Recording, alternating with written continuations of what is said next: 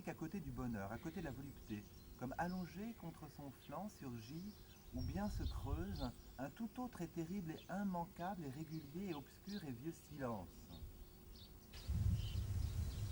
Quelle ne fut pas sa surprise quand elle vit ce beau jeune homme qu'elle venait de faire naître, qui ronflait sous son flanc.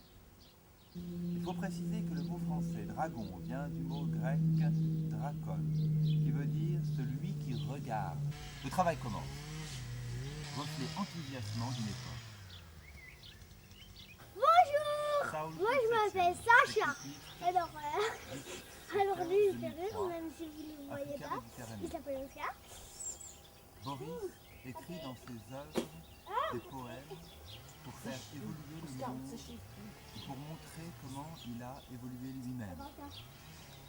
L'écriture représente la fin de l'adolescence. C'est le début de l'âge adulte. Ouvrez les guillemets. Le texte danse, une danse de l'esprit. Le texte, l'écriture, s'oppose à la parole.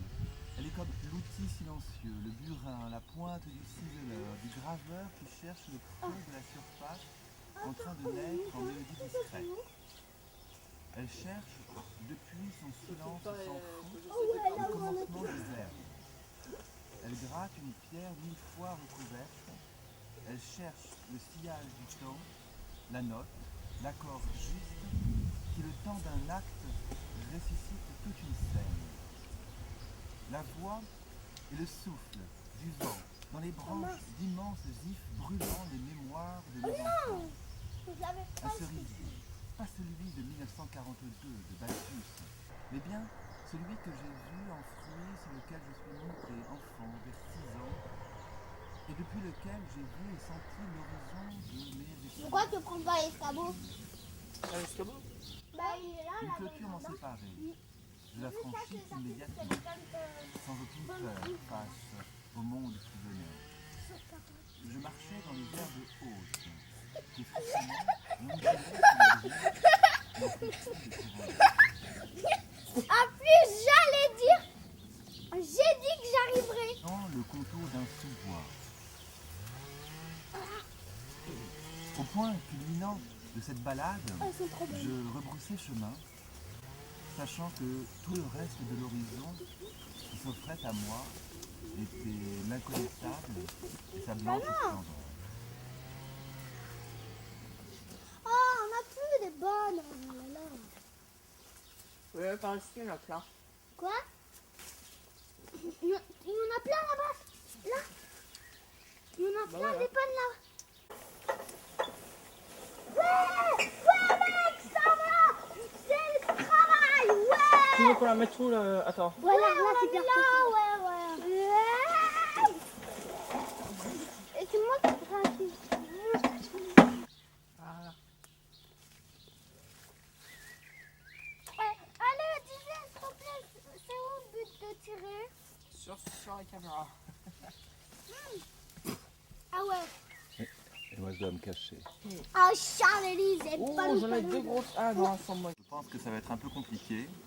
On est en train de débroussailler les herbes hautes du mois de juin pour lire un texte, cette édition d'Amour et Psyché, texte sur lequel je travaille depuis maintenant mars, le moment où j'ai redécouvert le synopsis des Vélodicea, qui est une sorte d'adaptation d'Amour et Psyché. Enfin, ça reprend certains éléments de ce texte d'Apulée du 1er siècle. L'art, c'est façonner une certaine forme de beauté, complétant la vie de manière presque imperceptible, combinant les impressions, combinant les jours.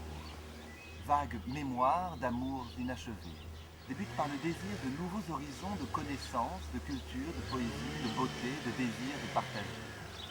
C'est à ce moment précis que naît le livre, dans ses prémices, dans cet élan de découverte, dans une conception nourrie de rêves et d'espoir, ouvrant le lecteur à une perception plus vaste, à une réflexion nouvelle. Dans les Don Quichotte et les Cervantes, ou à travers une période artistique qui va l'éclairer, lui répondre et lui correspondre. Le travail commence. Les métamorphoses d'Ovide, illustrées par la peinture baroque, pour accompagner ces histoires. L'époque baroque s'est révélée la plus prolifique, la plus juste dans ses débordements et son exubérance humaine, la plus sensible quant aux sentiments exprimés. Concentrer la recherche uniquement sur la peinture baroque, explorant les musées, les bibliothèques, les cabinets d'experts, les collections privées, interrogeant les spécialistes jusqu'à rassembler un vaste choix d'œuvres, d'être retenu pour l'édition, photos, photocopies, fichiers informatiques, afin de pouvoir les sélectionner et les placer dans l'ouvrage, pour toucher enfin le lecteur.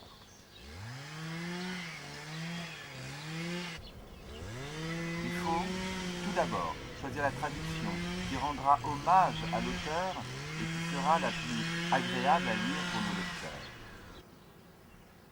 Le Cantique des oiseaux d'Attar, illustré par la peinture en islam d'Orient. Gouache, aquarelle, crayon gris, crayon de couleur, feutre fluorescent, encre brûlée, grattage sur carton, application de feuilles d'or.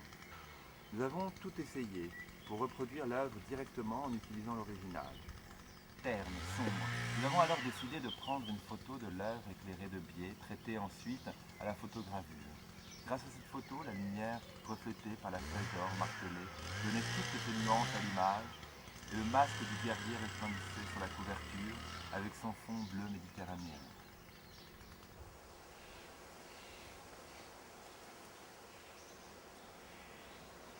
Amour et psyché, tiré de Landor ou les Métamorphoses. En préambule, il s'appelle Le Corbeau Noir dans la nuit. Et je me passerai de lire l'intégralité de cette traduction. L'auteur latin Apulée, du 1er siècle de notre ère, pour lire ce court texte de Pascal Quignard.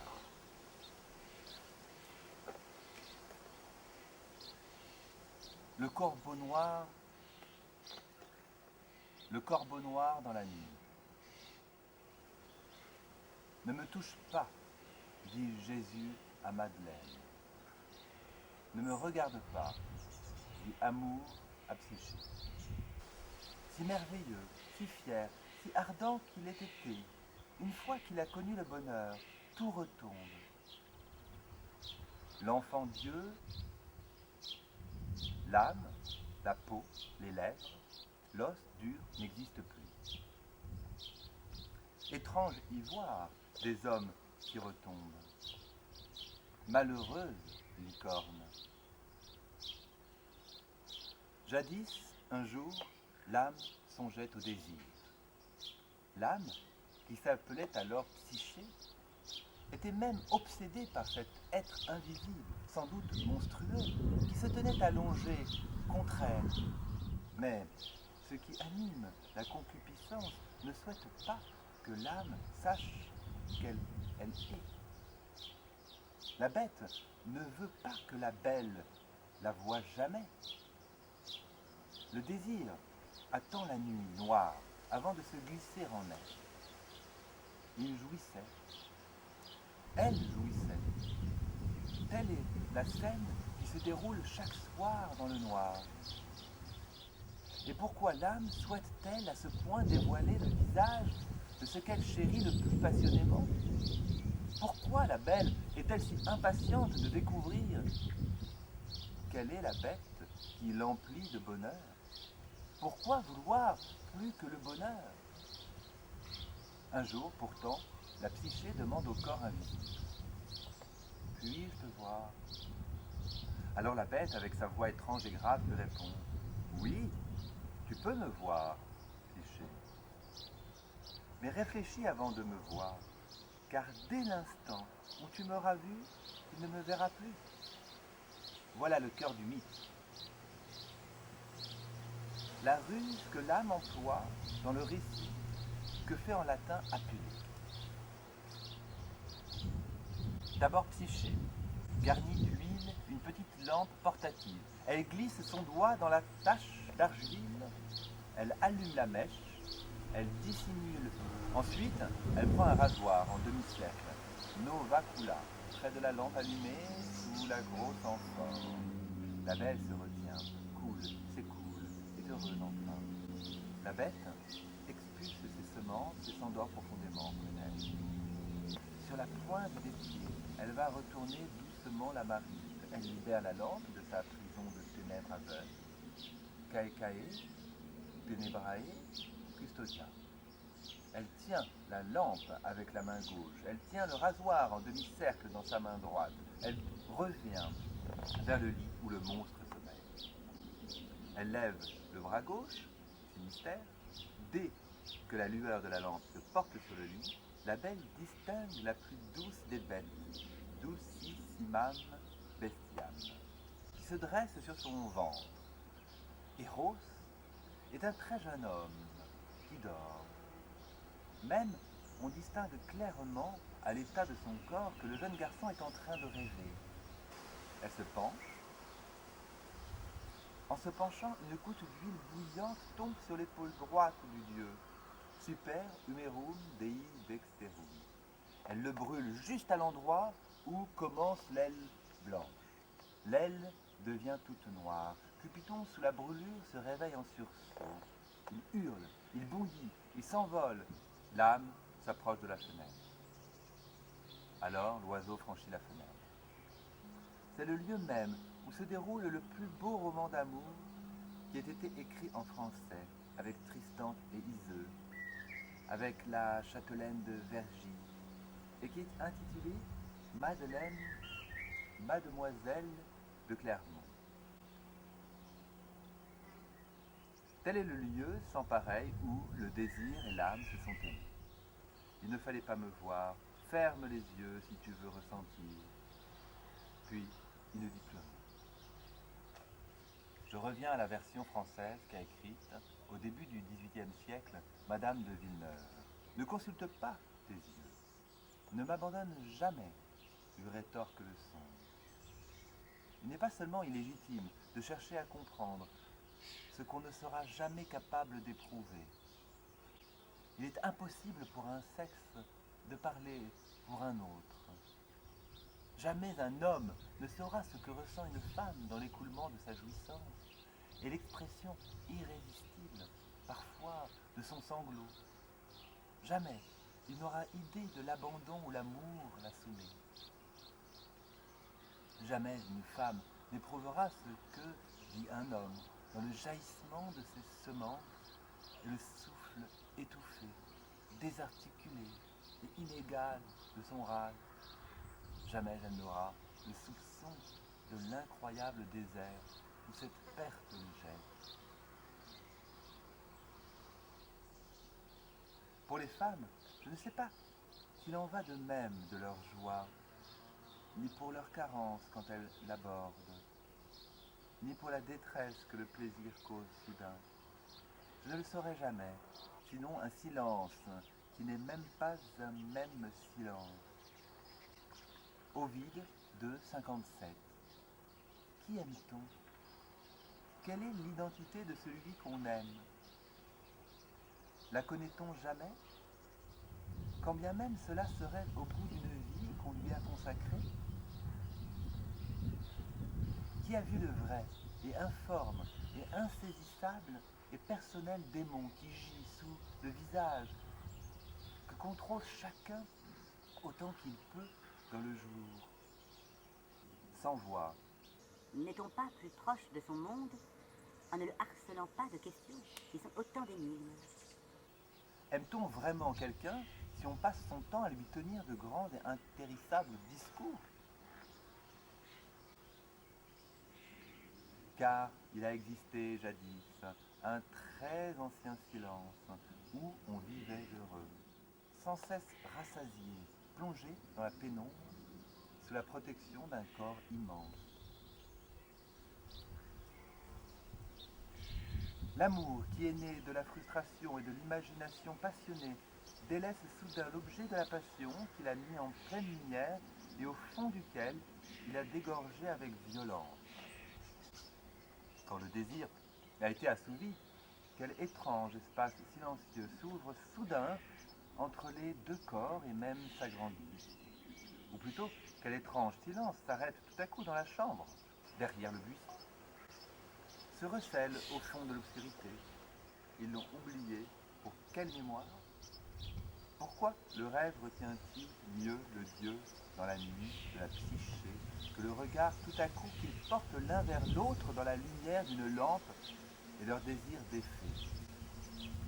Quels affreux jugements naissent aussitôt de l'inspection qui commence? Quelle pauvre chose que ce tissu de paroles faibles, gênées, sociales, narcissiques, malheureuses sur leurs lèvres et qu'il vaudrait mieux retenir. Au bout de la sexualité, qui n'est pas l'amour qui se tient, quelle chose a brûlé ce qui a brûlé de la passion elle-même? Le plaisir obtenu a fait naître un étrange corbeau tout noir entre les flancs blancs, merveilleux, dénudé des amants. Reste dans leur bond, dans les plombs, qui cernent l'apparence, ce lit étrange de braises éteintes et de suie. Qu'est-ce qui a été abandonné au cours de l'abandon et qui a calciné l'envol? Il y a ici quelque chose d'orphelin plutôt que quelque chose d'endeuillé, plutôt qu'un ange qui passe. Dans le corps de l'homme qui a jailli, dans le corps de la femme qui s'est ouverte et qui s'est écoulée, l'extase se transforme en un instant, en un vide immense. Dans le récit de Madame de Villeneuve, quand la belle accepte enfin de se donner à l'ombre longue et obscure dont elle n'a jamais vu encore l'apparence, juste après qu'elle a dit simplement à la bête, « Oui, la bête, je veux bien coucher avec vous ». À ces mots, la bête se transforme en un jeune prince magnifique, mais qui tombe en léthargie immédiate pour le plus grand étonnement de la bête.